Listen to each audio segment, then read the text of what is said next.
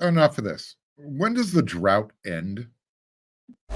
You are Locked On Trojans, your daily podcast on the USC Trojans, part of the Locked On Podcast Network, your team every day.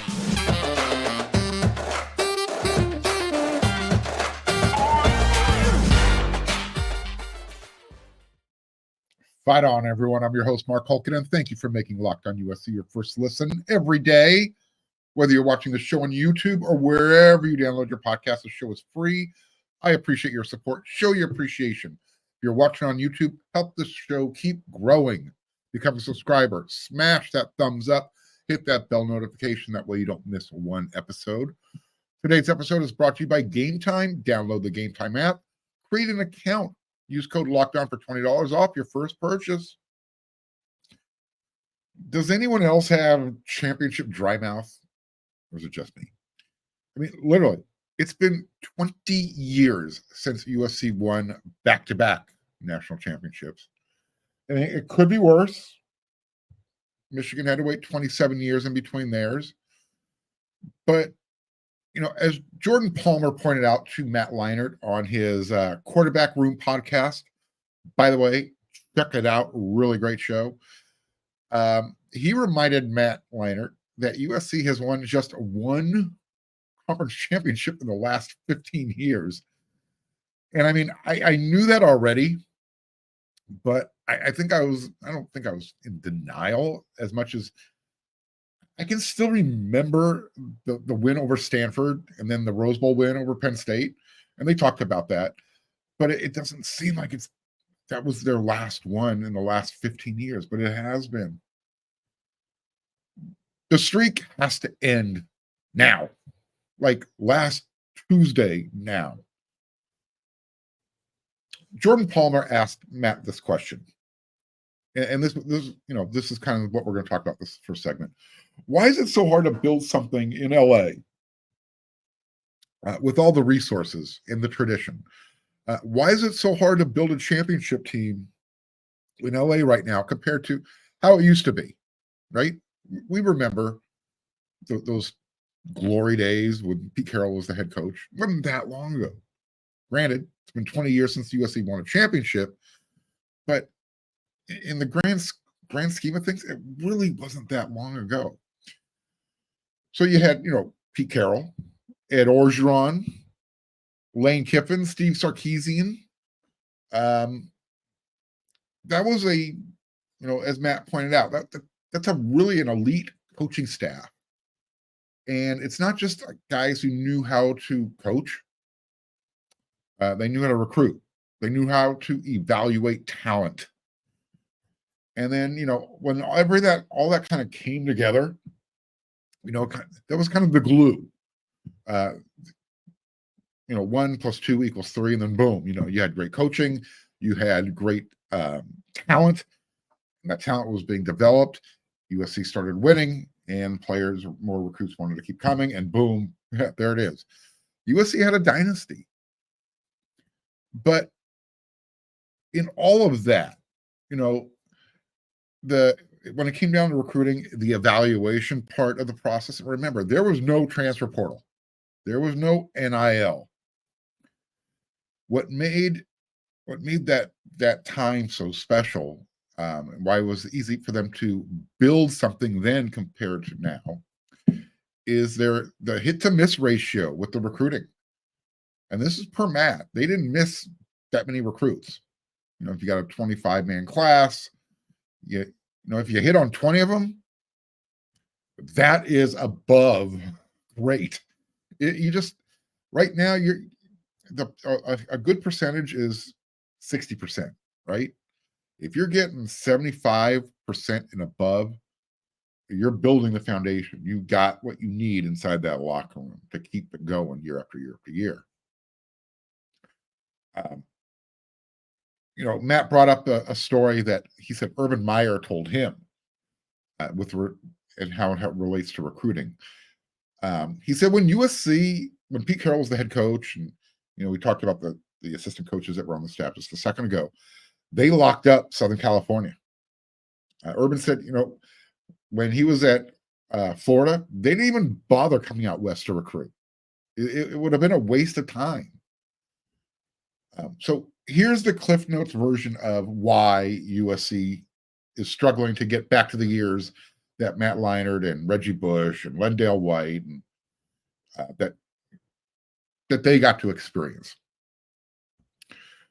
Post Pete Carroll, it was you had the perfect storm. You had a young Lane Kiffin, a young Steve Sarkisian who had some personal issues, sanctions, and then you had Helton that followed that up.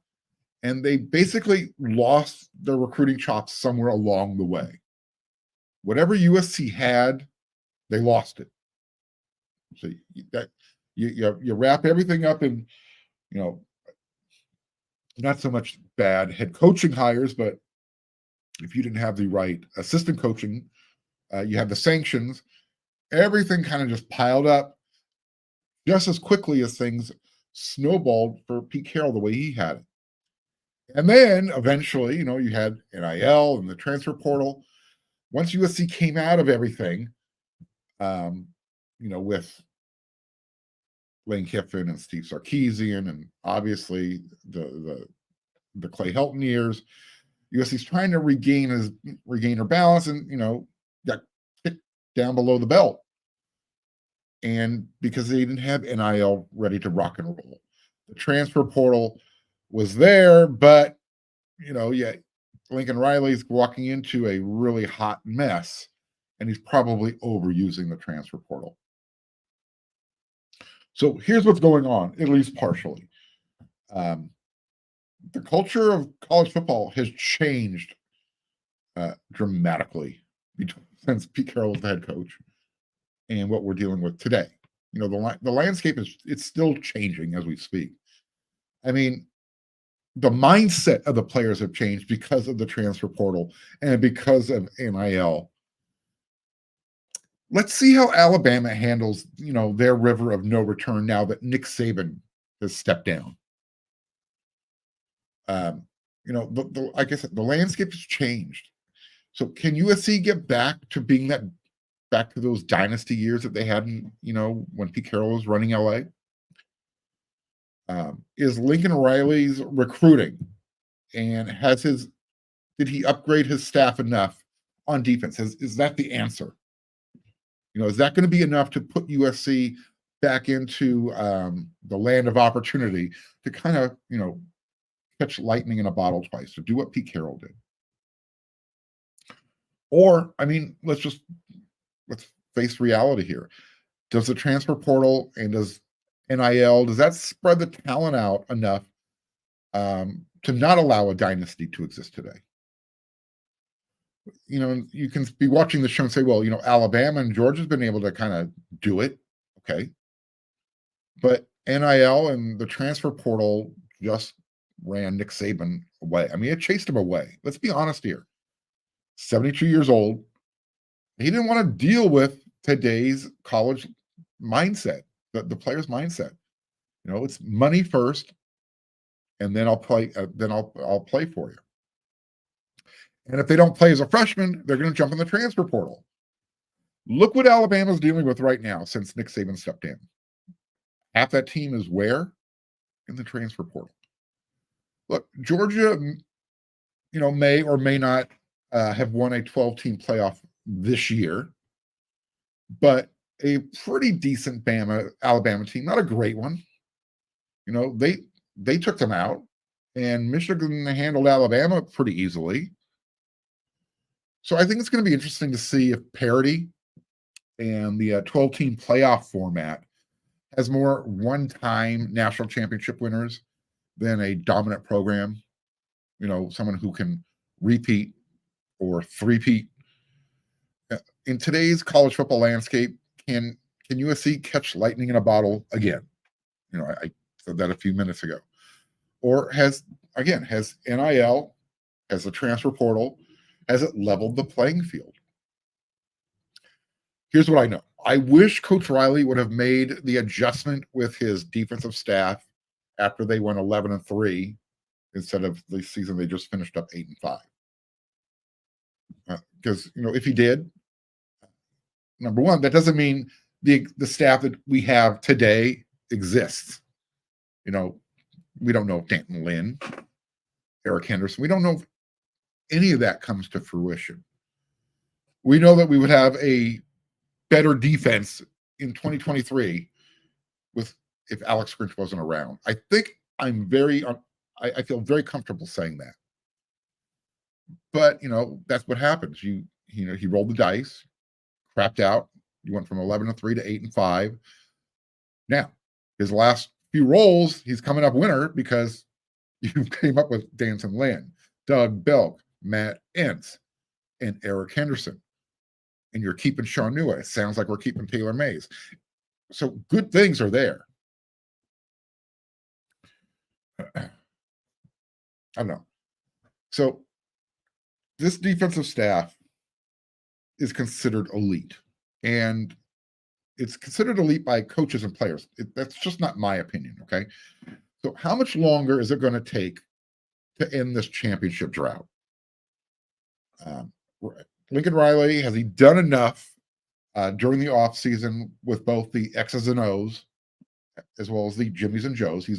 The roster continues to get better. Or is 2024 going to be another growing pain year? We'll talk about that in the next segment.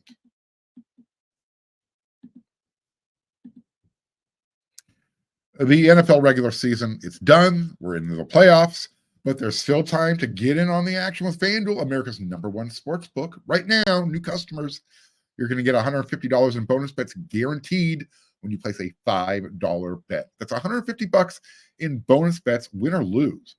And the FanDuel app is really easy to use, and they've got a variety of ways you can bet. And if you like to do the parlay stuff, head on over to there. Visit FanDuel.com/lockedon and make your first bet an easy score. FanDuel, an official partner of the NFL. On the show, we get a lot of in-depth analysis and hot takes, right? We just went over one. Well, let me give you my hottest take of the day. The best lineup in LA right now is the lineup of auto loans at Logix. They start off at the top with one of my favorites, the proven and dependable new and used vehicle loans. And you can count on these guys to give you low rates and save you big time bucks. Next, they've got an exciting new rookie sensation in their electric vehicle loans team. With super low rates and flexible payment terms, you got to check that guy out.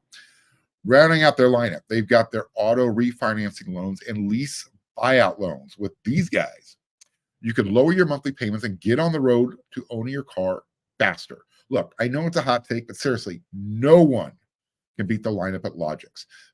Visit your local Logix branch right here in LA and the surrounding area and let one of their amazing team members help you. Or just apply online in minutes at logixbanking.com. That's LOGIX banking.com.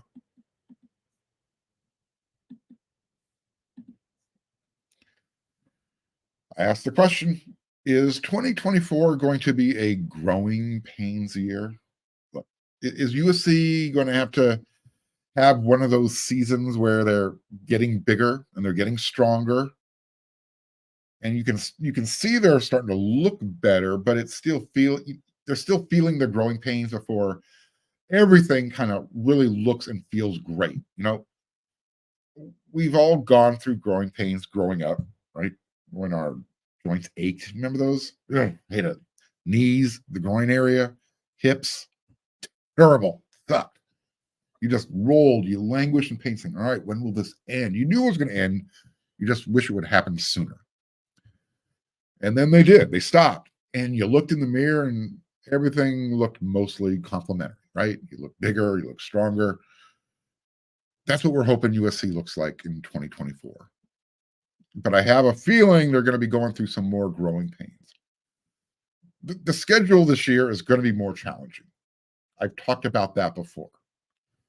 However, I've also pointed out how, some of the advantages that USC is going to have over their opponents this year. We're talking about, the quarterback situations at different schools and, does USC have an advantage there compared to the teams they'll be playing? Their defense, that's on their schedule. We'll go over more of that during the offseason. So, excuse me. We know that in 2024, USC is going to have a tough time winning all of its games, right? So does the brain go with some nice wins, plus, a tough loss or three? And do we just remain patient while, Coach Riley continues to build the program back up?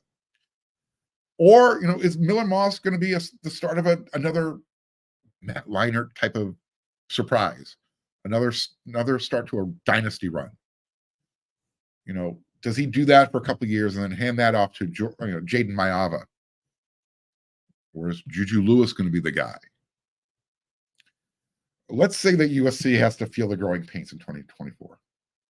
2-3 wins, 2-3 losses. Heaven forbid it's only a 2 or 3 win season. Yeah. We're not going there. 2 or 3 losses. That's where we want to set the bar, right? So USC has to feel some more growing pains.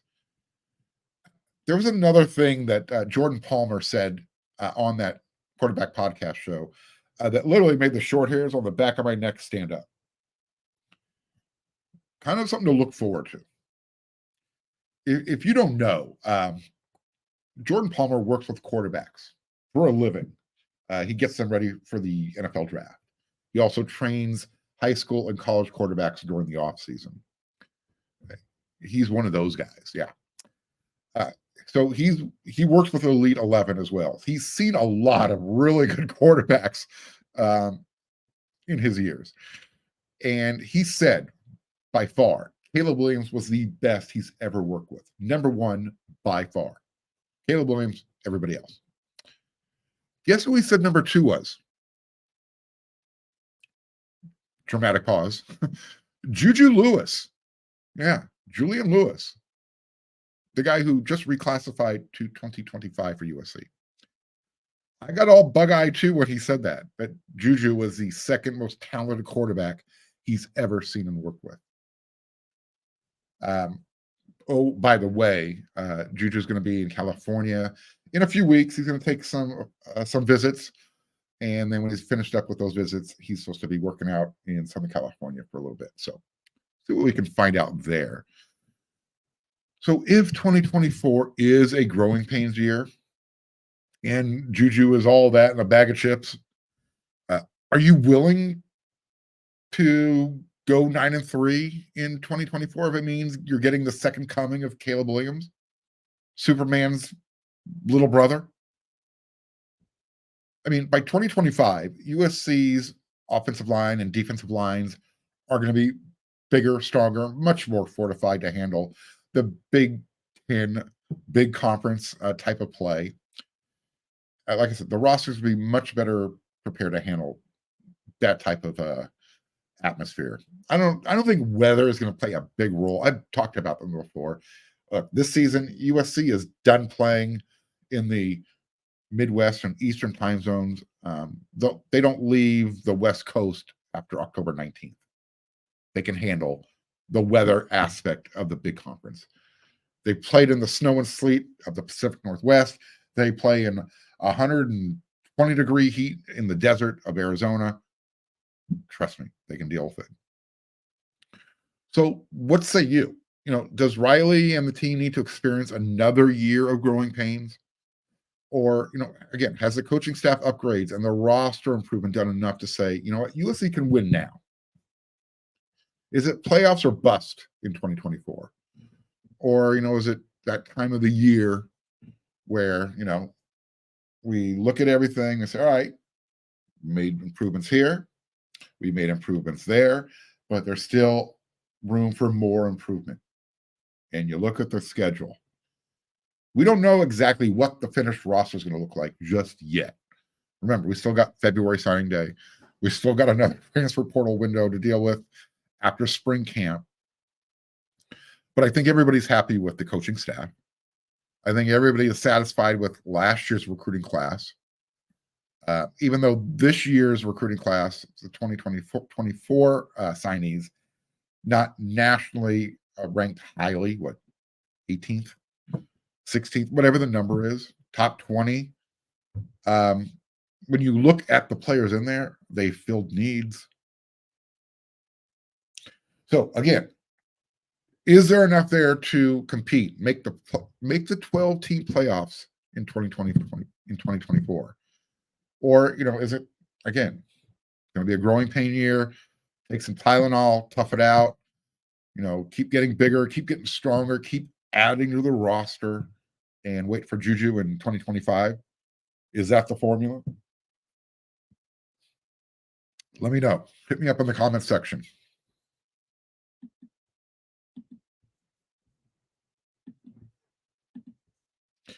Trojan fans, stop stressing out trying to get tickets. Download the Game Time app. By the way, USC hosts UCLA for their next home game. So get in. If you don't have tickets yet, check out Game Time.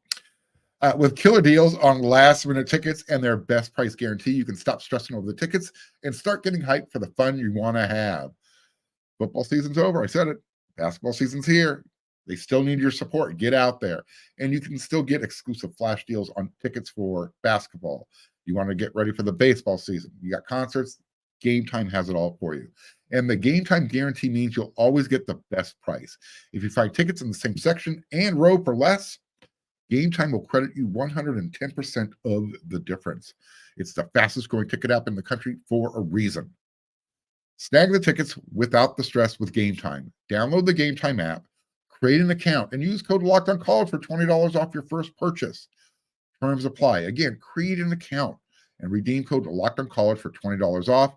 Download the Game Time app today. Last minute tickets, lowest price, guaranteed.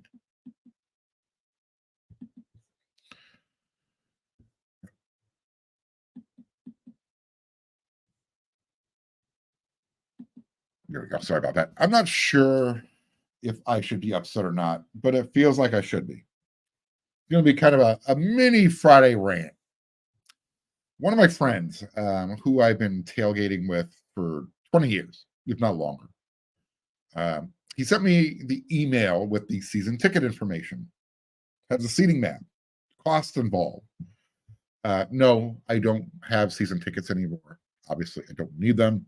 I have a nice view from my press box seat. Nevertheless, should that day ever come, and I hope it never does again, I was a little shocked by what I saw. My old section 13, the Thundering Herd. And look, I know that the Thundering Herd, it's been gone for a while. It's still there in spirit. It's just it's not as intimidating of a spirit ghost that it used to be back in the day. It's like I said, it's been gone for a while, and a lot of it has to do with the Coliseum redesign. I talked about in the previous segment, how the team went through some down years with coaching and yada yada yada. So as a result, you had a lack of fan support. And again, just the way the team was playing, everything just kind of bad vibes. And again, the Coliseum design, I think that mostly had to do with the way people have to purchase tickets now, and why it's not as fan friendly and doesn't have that intimidating feel that it once had. I still remember Associate Athletic Director Steve Lopes. He gave me a really sheepish answer when the media did the tour of the new Coliseum. And I asked him about the Herd, the Thundering Herd, and, is it going to, how's it going to be fan friendly again? Because it's kind of lost that vibe. The answer he gave me, let's just say he's gone. He's no longer part of the athletic department. So is almost the entire old guard, that whole attitude, which is a good thing. I really wasn't happy with the answer that he gave. I said, hey, is there going to be an area for, like a Thundering Herd type of environment? And he kind of just like pointed off in the peristyle end of the end zone. So yeah, there'll be a fan area out there where you can, congregate and stand and buy drinks. And that's not what I asked, but whatever. So, anyways, back to season tickets for 2024. My old standing section, the Thundering Herd, section 13, this year, $625 for the seat, plus a $200 annual contribution. Yeah, like a tax. So I did the math. You got 7 home games, $825 divided by 7. That's roughly $118 per game, and that's before parking, which, by the way, is $40 per game. So add another $280